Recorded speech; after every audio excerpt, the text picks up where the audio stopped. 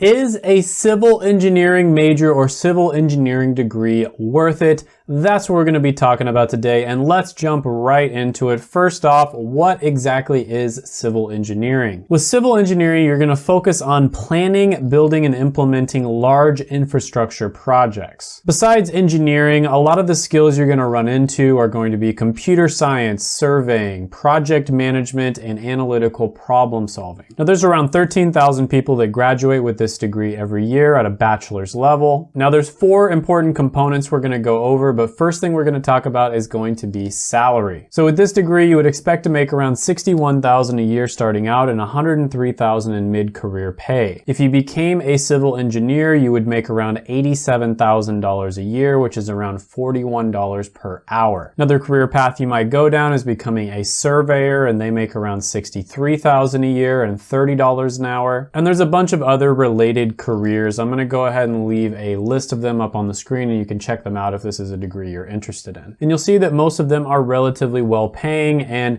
when you look at engineering over a lifetime, you see that it's the highest paying type of degree. They make around $3.5 million over a lifetime, whereas the average degree is going to make $2.4 million. Now, of course, this is data from about 40 years ago up till now. This is the census data, but maybe the census data 40 years from now will show that other types of degrees are more lucrative. Now, I always recommend that you try to go for a career where you could make around $75,000 a year, because studies have shown that your happiness increases on average up to about $75,000 to $80,000 a year, and then after that you don't really increase in happiness as you make more money. So it's always a good idea to maximize your happiness, and so most people are going to be happiest once they're making around $75,000 to $80,000 a year, and this degree can definitely get you to that point. So overall, engineering degrees pay really well. The salary score is going to be 9 out of 10. Now, when it comes to satisfaction, first we're going to talk about meaning, and civil engineering degrees have a 65% meaning score, which is basically how much you think your career positively impacts the world. You can compare that to one with a very high and a very low meaning score, and you'll see that it is on the higher side. So this is a degree that leads to careers where people find a lot of meaning. If you look specifically at the career of civil engineering, you'll see that it has a 68% meaning score, so even better. And if you look at the job satisfaction, it's 71%. And again, you can compare that to a really good one and a really bad one, and you'll see that it is on the better side. Now, when it comes to how much people regret their degrees, engineering is the 3rd least regretted type of degree. Only around 15% of engineer graduates regret their degree, and the main reason is because some of the best jobs require an advanced degree like a master's. And I do want to emphasize here that this is the most subjective section by far. For one person, it could be like a 1 out of 10, and another person, it could be like an 11 out of 10, amazing, best career ever. So take all of this with a grain of salt. Your job satisfaction and meaning could also have a lot to do with, who your manager is, who you work for, the company you work for, industry you work in, your coworkers, etc. There's so many different things that can impact this. But with that being said, I am going to give this one a score of 7.5 out of 10. Next, we're going to be talking about demand. And when it comes to engineers, demand is a little bit weird. So for instance, when you look up the job of civil engineering, you'll see that there's 329,000 jobs available right now, and it's only growing at about 2%, which is slower than average. That means over the next 10 years, only 5,500 jobs are going to pop up, even though there's tons of people graduating every year. So if you look at that, you would probably think there's a huge imbalance and there's a ton of unemployed civil engineers. Well, there may not be that many jobs specifically for civil engineers, but people who graduate with a civil engineering degree generally are able to find a job in a related career. And these types of careers tend to be relatively high paying as well. And generally speaking, when you look at unemployment rates with the different degree types, you'll see that engineering degrees tend to be on the lower side. STEM degrees in general, but engineering degrees aren't bad. And when you look up the keyword civil engineering degrees on monster.com, you'll see that about 8,700 job listings have that keyword in the description. You can compare that to a degree that has tons of demand, like computer science with 141,000, or one that doesn't have very much demand at all,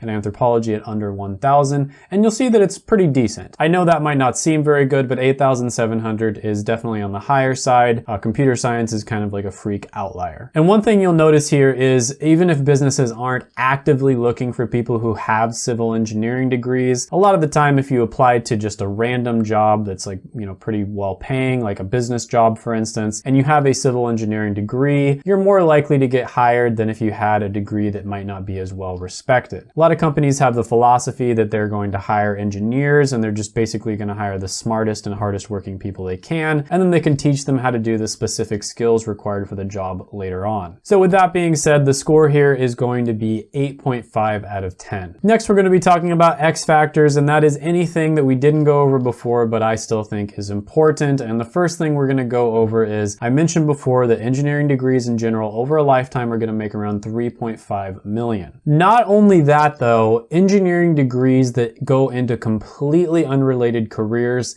still tend to earn a lot more than even the degrees that are related to that career. So for instance, engineers that become artists will make around $3 million over a lifetime. Engineers that get into community and legal services will make 3.2 million over a lifetime. So you see that engineers almost all across the board are going to be making more money over a lifetime than a lot of different types of degrees, pretty much no matter what career path they end up going down. Now, a lot of people will say it's correlation or causation. Maybe it's because engineers are just really smart and people who are able to do those degrees are just really smart in the first place. Nobody really knows, but I tend to think that it does teach you some skills that are useful no matter what career path you end up going down. Now, speaking of skills, ZipRecruiter's skill index has civil engineering at 61 out of 100, and you can compare that to a really high one and a really low one, and you'll see that it's definitely on the better side. On top of that, when you look at the likelihood of automation for pretty much any type of engineering degree, it's always going to be pretty low. So for instance, in this case, it's 1.9%. And I've mentioned this before, but I doubt that engineering related careers would ever be able to be fully outsourced, just because you have to be able to communicate really well in person. There's a lot of tangible and intangible skills involved there.